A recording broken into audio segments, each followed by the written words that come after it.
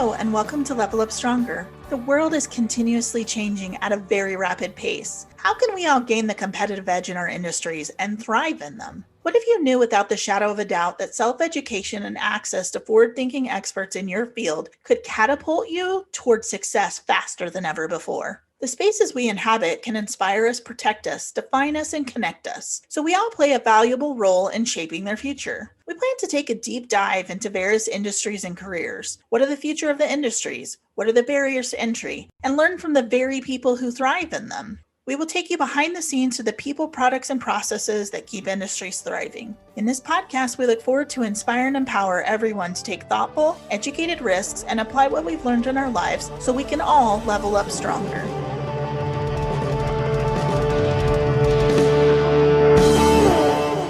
IEI is a small woman-owned business who believes that through diverse leadership, being innovative, investing and empowering employees, IEI is equipped to excel in the challenges of the future and succeed in the present.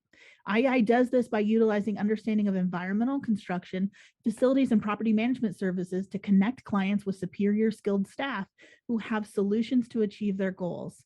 IEI believes it has the right mix of employees and capabilities to provide stellar client services with excellence and integrity. Today, we want to give a broad, multi-layered view of how the pandemic affects this small business, this small woman-owned company, and how you've rose to the challenge to level up stronger along the way. We have a super diverse group of people on the IEI Lunch and Learn meeting today. Owner Shanti Dabare, CEO Sameda Da Silva, vice presidents, division managers, project managers, and field staff. Welcome, IEI team, to the podcast. But first, I want to start off with Sameda. As a company owner, how did COVID impact your business and services? COVID did impact our business in many ways, but the primary way that it impacted our business was having the ability to go into client site. One area that got impacted significantly is our BAS group, because most of our BAS work is overseas work. We support DOS OBO. And because of the pandemic, a lot of international travel got suspended. And OBO canceled a lot. So we started trying to implement methods where we can troubleshoot problems, BAS problems, remotely. To a large extent, we were successful, but in some cases, we were not successful because you actually have to be present to reprogram, change VAV units, and so on and so forth. So, and that's one of the major areas that got impacted. In addition to that, on the positive side, we were well positioned to pick up some new work in terms of temperature screening and COVID cleaning. Because we were an abatement company, we had the necessary tools and the personnel to go into facilities that had been impacted by COVID patients, and start cleaning them out and disinfecting those areas. We also had the opportunity we had a contract with FOH, Federal Occupational Health, which supports a lot of other government agencies. So because we were a contract holder at FOH, we were also successful at winning work with the temperature screening for different facilities. I believe Sandra and Roshan did a tremendous job of recruiting people, getting people to go to these different sites, do the temperature screenings. We also had the ability to support other remote, actually automate temperature screening by putting remote systems to monitor temperature for HOC and HOC and another facility. Overall, the financial impact was negative, but I wouldn't say it's negative. It's been positive, really. But certain business lines got impacted, but they were offset by new business lines. So it was a mixed basket, honestly. Awesome. And did you find that the culture of the company was at all affected by COVID during the onslaught of the pandemic? It's a good question. I think I responded to a WhatsApp text recently. IEI didn't really get impacted in terms of our management process, our leadership, because way before COVID, we had remote working. Most of our senior staff work remotely. You, Tiffany, you're in Kansas City. Our proposal shop is in Ohio. And most of the senior managers work from home. It's only a handful of people that show up at the Maryland corporate headquarters. Um, the only real drawback was that a lot of people who came to that Maryland office didn't get a chance to interact. But overall, the functioning of the organization was hardly impacted by it. So Maida, are there changes due to COVID that were intended to be temporary, but that you found they worked well, that you'll keep on a longer term basis? Yes, certainly. We have found out that that remote working is actually not a bad thing. I'll take a case Vanessa's case. She's in our accounting department, and she actually quit coming to the office. And she said that she doesn't want to come to the office again, even post-COVID. And I don't see a negative impact at all. In fact, if she likes working from home, that's great. The only a handful of really only a handful of people who need to come to the office. The warehouse manager needs to be in the office. The office manager needs to be in the office because we have deliveries, we have samples that we collect that needs to be chain of custody and send out. The warehouse has to get shipments prepared. So to answer your question, yes, we have found out that I'm not going to force anybody to come to the office unless it's a critical function that's an office-based function that needs to happen. So my philosophy going forward is to minimize the office space as much as possible, cut out that capital expense of having to maintain offices that are not really necessary, and moving on to a much more remote-based work environment. Great, thank you. Well, now I'd like to move on to the division managers. What unique challenges did you face for your team in being able to continue to provide services despite COVID's limitations? I can go first. I know for me, my staff are all considered essential. So although, because we work in government facilities, the facility still had to be maintained, even though a lot of the government staff and the public were no longer in the federal buildings that we run.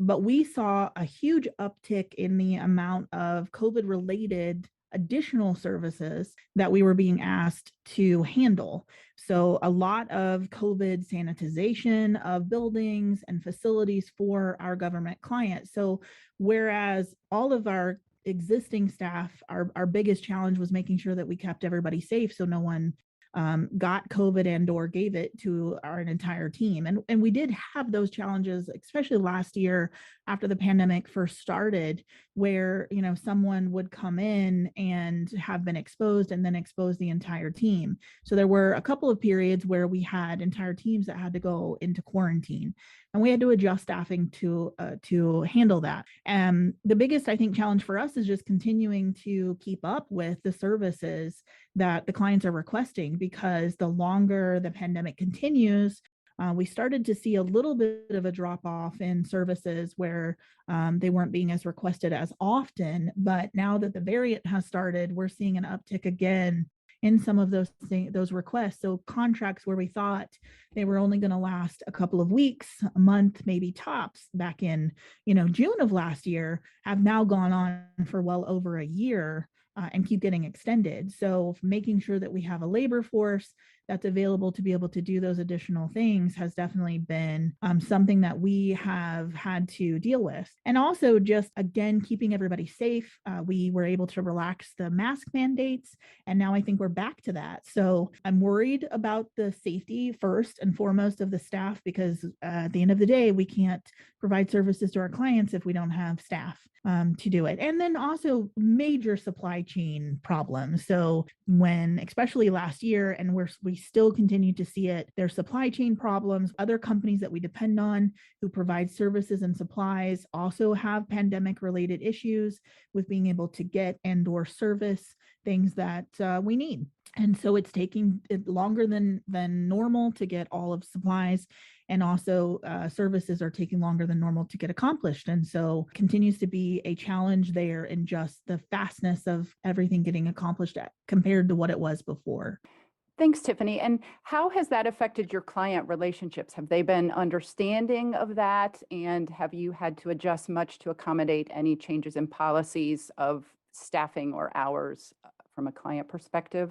I think in the beginning, they were very understanding. I have seen, though, as time has kind of gone on, they tend to forget. As we've all kind of settled into this, we believe that we go to the grocery store and we can get everything we need, right? So you would think on a personal level, the supply chain isn't an issue. However, a lot of the parts and major mechanicals and stuff like that come from large factories or even overseas. And so those supply chains are still greatly affected. Other companies other countries are in shutdown, right? Other organizations are in shutdown. We kind of live a little bit in a little bubble in the United States to some respect as to what's going on overseas. And a lot of our materials and supplies come from those locations. In addition to that, there was a huge uptick in the or change in some of the protocols. So we had to increase the efficiency of the filters that we were using in all of our buildings. And so that greatly impacted all of a sudden now all buildings have that same requirement. And so the supply and demand of some of the things that we use was a huge challenge and will continue to be going forward. So at times the clients have been understanding, but the longer this becomes the reality of what we do every day, the more they maybe err towards, oh, well, everybody's ready to get back to, business as usual, but there still continues to be those effects to other companies and suppliers that we need to take into consideration. So, that I think is going to continue for a while. Thank you, Tiffany. Are there any other division managers that would like to share their experiences? Yeah, I can, Julie. So in our division, the housing division, all of our work is just came to a halt at the beginning of this. And early back in March, when everything started shutting down, all of our work started shutting down. And there wasn't really a plan in place for moving forward. In the beginning, like Tiffany said, we were all just waiting for it to kind of blow over. We thought we might shut down for a couple of weeks and then we'd be able to get back to work.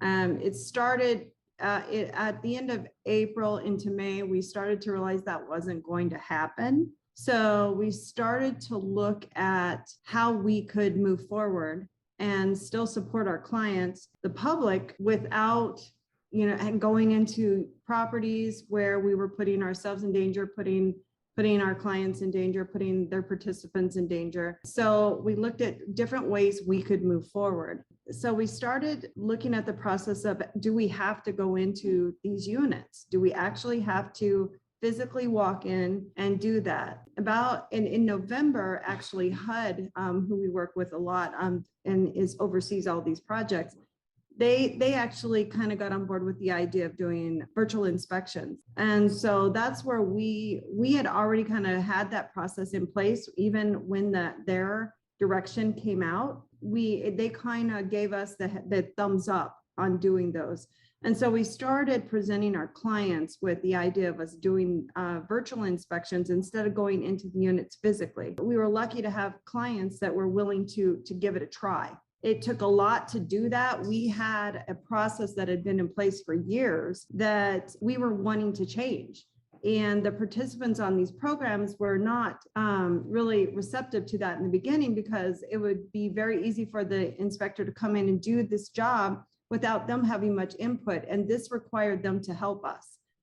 So, it took a little bit of education. It took a little bit of explaining how it could be done effectively to our clients and to the participants, and we were able to put it in place. And we've been doing that successfully for many of our clients over the last year. So, it was something that we didn't think about doing it that way in the beginning, but the pandemic and COVID gave us an opportunity to kind of think outside the box or the norm. for all the terrible things that it's brought us, it did allow us an opportunity to kind of say, okay, how can we use, more innovative processes to do this type of work? Even in a non-pandemic situation, there maybe it's time to move this process to the next level, because it hasn't been changed for so long. So we took that opportunity to do that, develop these processes, and we're still we're still doing that as well. I mean, we're not done. We're still looking to find out where we can find more efficiencies and better ways of doing things, better applications we can utilize. I think we're on a good path to not only just do this during COVID for the safety of everyone, but actually to innovate the process in general. And so it's something that I think we've done a really good job of. And I think that we have the ability to maybe move this on to the next level, and maybe others will adopt it as well. So that's what we've learned from this process, and how it affected us is, we were just pretty much sitting doing nothing and worrying about how we were going to continue. And it was definitely affecting our clients, and it was affecting the companies, certainly our revenue. So we had to come up with something. And I think that in that, we found something amazing, and we've been able to really put it in place and do good work. Thanks, Melinda. Can you tell me, how did that affect your staff? Were you able to do that with your existing staff? Yeah, I think with anything new, there's reluctance in the beginning, and people need to understand it and what your vision is, and how their role is in that.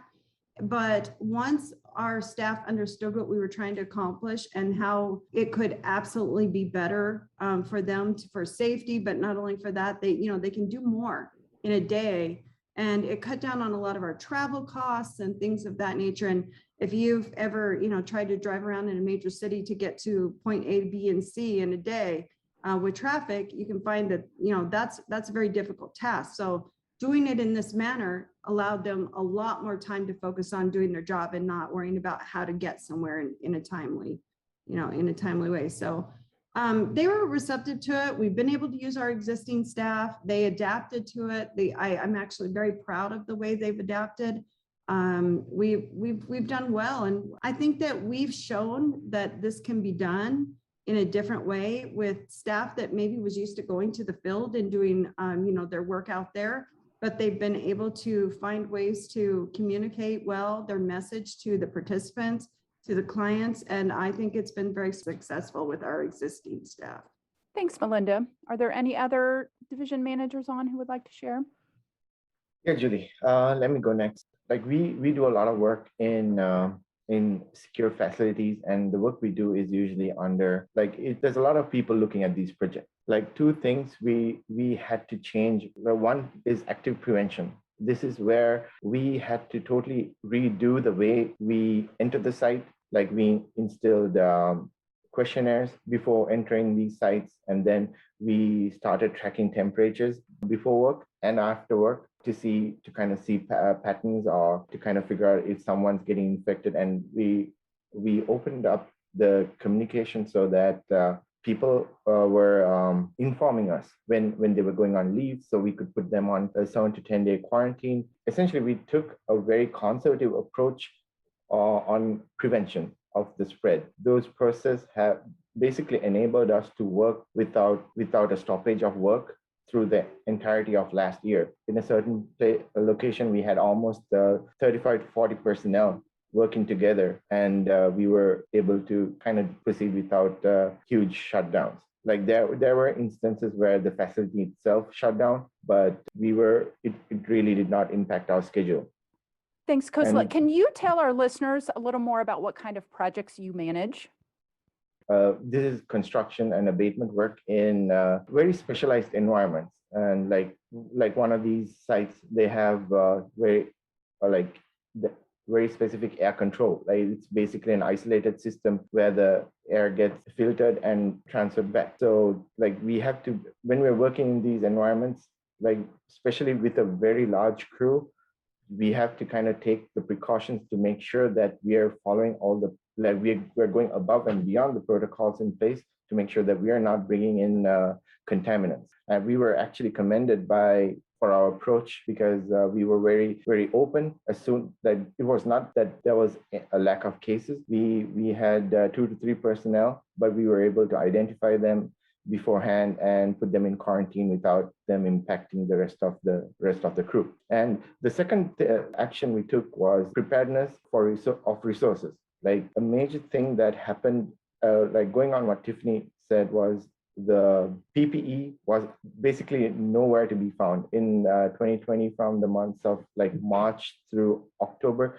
like there was no Tyvek suits. Like we kind of like speaking to our vendors, we kind of realized this was going to happen. We had purchased large stocks in place. That's also helped us move on with the work without any stoppages. Thanks, Kosala. And did you have difficulties in geographic locations if you work in different states? Yeah, because each state has their own protocols. For example, Pennsylvania, like residents and people who work there were allowed to enter the state. But if you're out of state, you have to place yourself in quarantine once you enter the state and provide evidence of that to the place of work. So there, like each state had their own different way of dealing with it. So yeah. Sameda, can you speak to what the environmental department impact was? I know they did, or maybe even Sandra, who's on the call. You guys implemented some additional things for your clients, temperature screening and all of that. To answer your question, yes, Tiffany, I think we had a bunch of clients that wanted specific services that were COVID focused. The environmental division was clearly able to support them because the type of work we were doing, they knew the type of work we were doing, so they asked for specialized services. For example, HOC wanted their air filtered. So we had these, for abatement, we use microfilters. We use some of those microfilters to filter the air out of the HOC compound, HOC buildings, their office spaces. In addition to that, they wanted specialized temperature monitoring systems placed in their office as well as their multifamily homes. So when a resident walks in, they would get their temperature measurement and they would use their key card to ensure that they can actually enter the building if their temperature was normal. And then there was a specialized project where MDE, I think Malinda is on the call as well. So they can speak a little bit about the COVID testing that we're doing in wastewater, because that's a specialized project that we were able to land through MBE to monitor the upswings in COVID cases in the community. Dilni or Malinda, can you guys talk a little bit about what you guys are doing there? Yes, Sumedha. As you said, we are our wastewater monitoring to identify COVID-19 uptick, how the dynamic goes. So basically, we have 2 major clients, Maryland Department of Environment and HOC. For MDE, we basically collect samples from Baltimore City, Montgomery County, and then recently we expand towards Eastern Shore, a few treatment plants from Eastern Shore, and we have some other sites at Cumberland all the way to Oakland. So there we collect samples from wastewater treatment plants. The closer sites, Baltimore City and then Montgomery County, we are collecting samples from manholes. So basically we collect weekly samples from manholes, 2 to 3 samples from treatment plants and pumping stations. And then we test those samples to identify the dynamics of COVID-19. And then we are helping MDE and HOC how to respond to the dynamics or the upticks of the COVID-19. Yeah, so on the MDE project, I'm a bit involved in that too. In one sentence, it's essentially tracking wastewater. It's basically sampling wastewater to track the spread of COVID in the greater Baltimore area. That's the objective of this study. Like Malinda and his crew does a lot of good work setting up these like 24-hour sampling, tracking the virus, especially in communities and small townships. On the compliance side of the environmental group, most of the federal, as you guys may know, like most of the DoD, the federal side, they were working from home. On the compliance is an essential task. Like our samplers were initially, before the vaccine came out, it put them at risk. They were able to get into these sites. Like there's multiple sites that we collect samples from. We had no issues getting the work done. I also want to hear from the other staff that are on the call, not just the division managers, the field staff and the project managers. How did COVID impact your given job site locations? Were there any unique challenges that you faced? This is Ana Mari, and before the programs that we have, there were very interesting challenges. And one of them was really the cultural change of an organization, the corporate mentality of the client. How am I going to overcome this situation? We were developing programs that required field deployment and a lot of traveling from our subject matter experts. For the first time, we addressed the virtual training platform as it was meant to be. And that was the first ever at the environmental management program with DOE, for example. And we succeeded on that, and we got exceptional evaluation. But with that said, we established a game change in the way that certain activities at DOE are going to be conducted from now on. We are going to stag field evaluations, field visits with virtual visits and virtual meetings. And that has created a complete different mindset, is saving money and actually is maximizing resources. Another element that the team and the department and the clients learned and increase our business base is that these virtual activities really make the persons more focused and more concentrated in what they do. We sometimes, this transition between real and virtual, sometimes people would say, oh, okay, you're just watching something for the sake of watching. Well, this enables to pay attention more to detail, to business systems, to integration. And that was a challenge that the department and our clients had overall. So we ensure that, and also IEI step up to the plate, and it's consistently stepping up to the plate as far as business and project and program management integration systems are about. So technology is going to play a judicious path in this. That does not mean that we're replacing the human. And also office space will be utilized wisely, meaning that the client will be looking from time to time to have office meetings. So we need to have that infrastructure in place, but they are not really expecting that all of us are going to be there all the time. So we have had a win-win in multiple fronts. There are going to come other environmental safety and health issues. We focus exclusively about the COVID-19, but having individuals also working at home and also working in longer exposures in a virtual environment and other activities. And I'm doing that also in other aspects. We need to be also cognitive and monitor the health effects and the ergonomic impacts that can have in the professionals. Those are elements that this game-changing situation called COVID-19 created. Good, and also lessons learned and continuation of observational approach as far as CSNH goes. Absolutely, that's all great. Sandra, why don't you talk a little bit about the projects that you managed and how COVID impacted your management style? So one of our major emergency projects we had was through FOH for HHS. We had 4 locations, 2 major locations down, one in Rockville, another one was in downtown DC. And these operations were mainly 24/7 for the 2 locations that was in Maryland and Washington, DC, where we have to provide services for the staff, basically doing the COVID screening. And it was the morning and the night shift. So it was a 24-hour center, and we have to pretty much schedule over 20 to 25 staff throughout the week. And the other 2 locations actually down in Baltimore, the warehouses. So this project went on from the time we had the COVID-19 pandemic started. We provided as emergency services for FOH.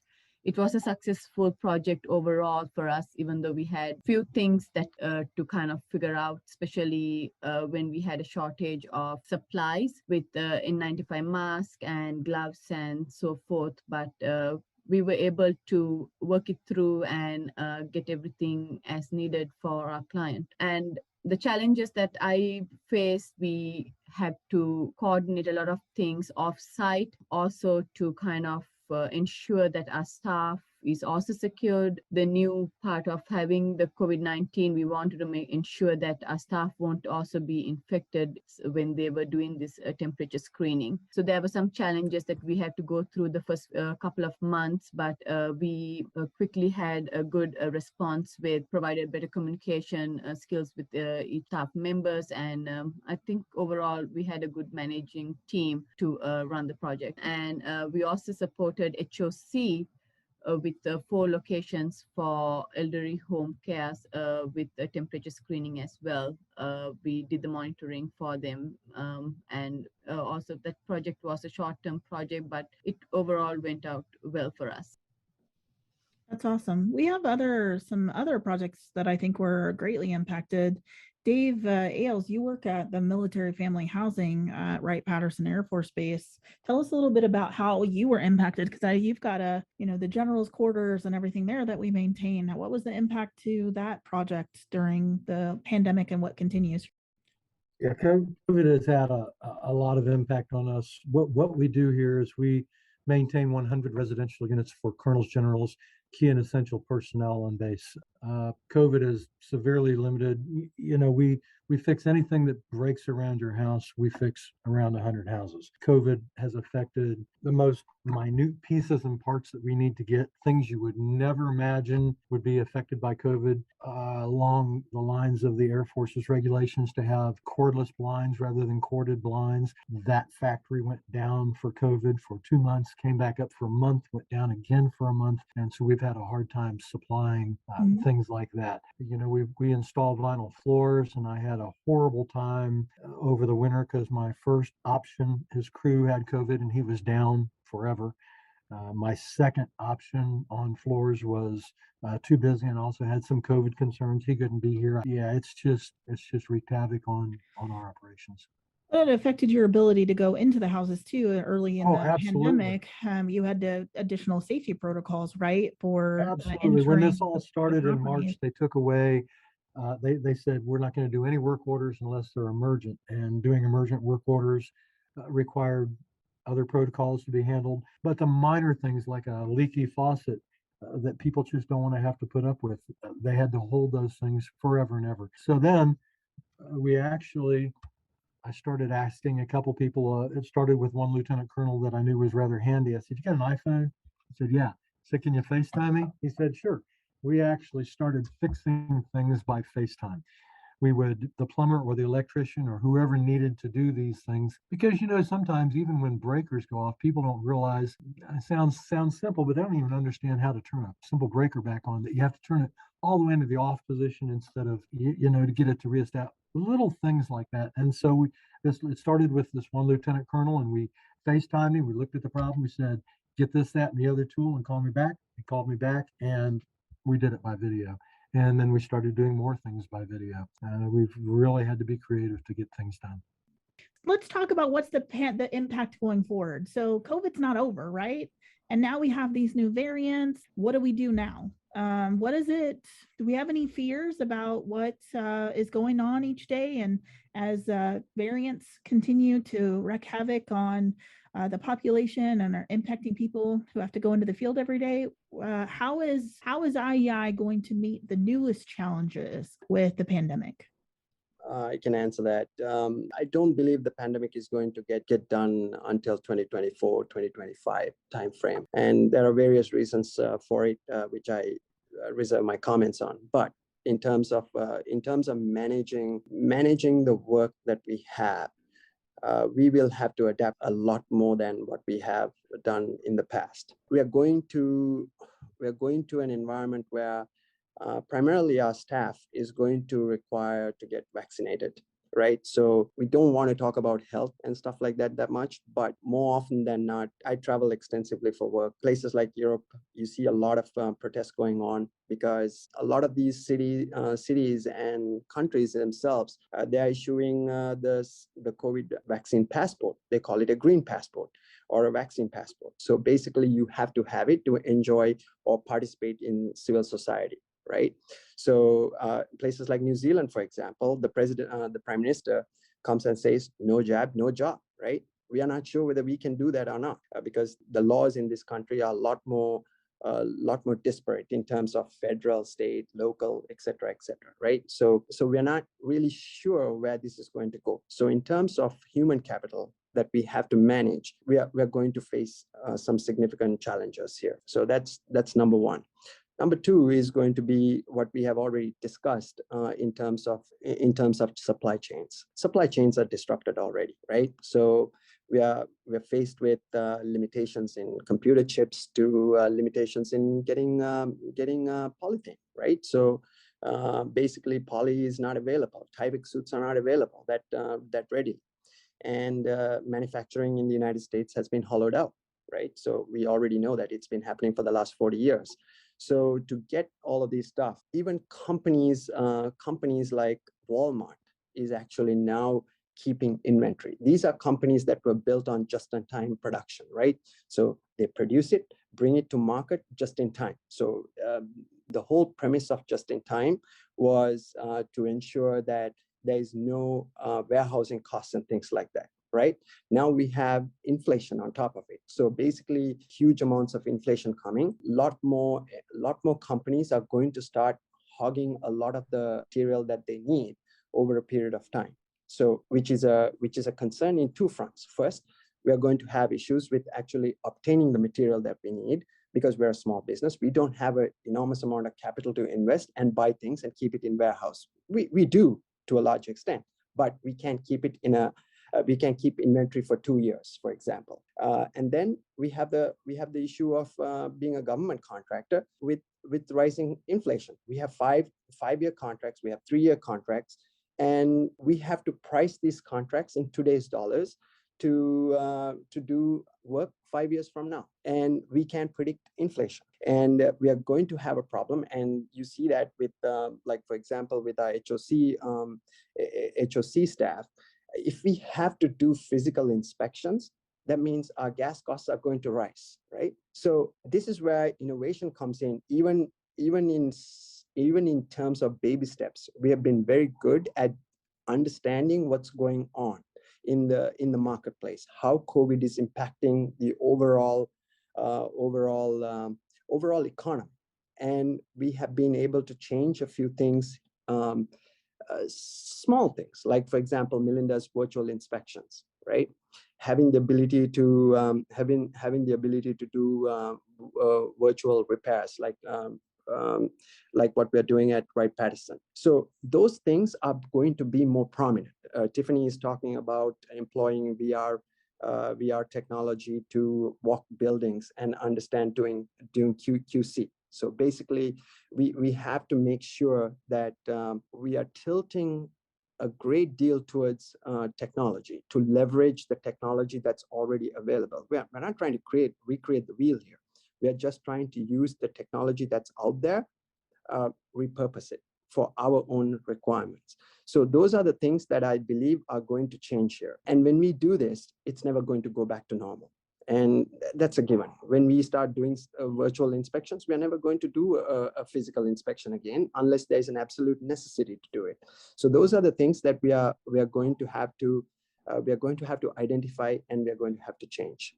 I agree. This is Ana Maria, and I agree with you, Somida. And what you said, not going back to normal, it will be, actually, we're going to evolve, for lack of better words. Society is going to be a different society, not necessarily for the bad, or it's just going to be a new society, a new economy. And we are right now at that nexus, at that transition. One of the elements is that our healthcare approach is going to change, and perhaps what we call now a vaccination requirement may turn into a proactive measurement for health into the future. We do not know. The regulatory framework may, and the healthcare industry may drive that. That's one element. As far as technologies goes, we are certainly going to lean a lot into automation in order to maintain the inventory. That does not mean that the worker, as we know today, is going to be entirely excluded, but we are going to take into account worker safety, reduce the exposure of the worker, and number two, to make the process more efficient and maintain a reliable inventory. So IEI, as far as that goes, will be evolving in the sense of applying, like we have said, and actually our clients are also looking into that for major activities. Virtual reality, we are looking also at training, utilizing those kind of technologies as well. And we're going to be leaning in robotics probably to do some of the decontamination work that we're currently doing in our facilities and cleaning up. Now, with that said, the human element may not be gone, but we may have an operator that is working outside, manning controlling the technology and the equipment. So this is a great approach. What we say, going back to normal will be actually dealing with a work that is not only COVID-19, but we may have other collection of health issues that will be evolving. And the population that is the 2021 crop, 2035 crop will be trained and will be adapted to that environment. So we that are in the transition phase, that are really in the, we are actually evolving from the smartphone practically into robotics and automation, will be the leaders that will transform and make the society succeed or fail or just be in the middle. So that's really our mission at this point in time. And I'm really super excited because this pandemic, while tragic and terrible, has really forced us to pivot into technology and innovation way beyond where I think we would have been had this not happened. And I so think we've always been that company, Tiffany. correct. Has But done this gave that. us a giant shove, I think, off the cliff, right? Yeah, absolutely. The owners of our company have always allowed us to think outside the box. And we've done a good job of that, but you're absolutely right. For all the tragic things that have occurred, this has really pushed us to have conversations we may not have had.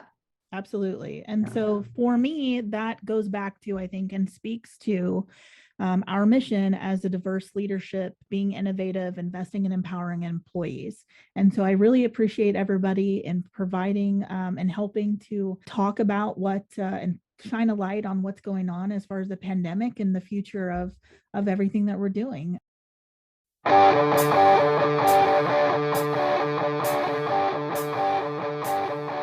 Thank you for joining us on Level Up Stronger.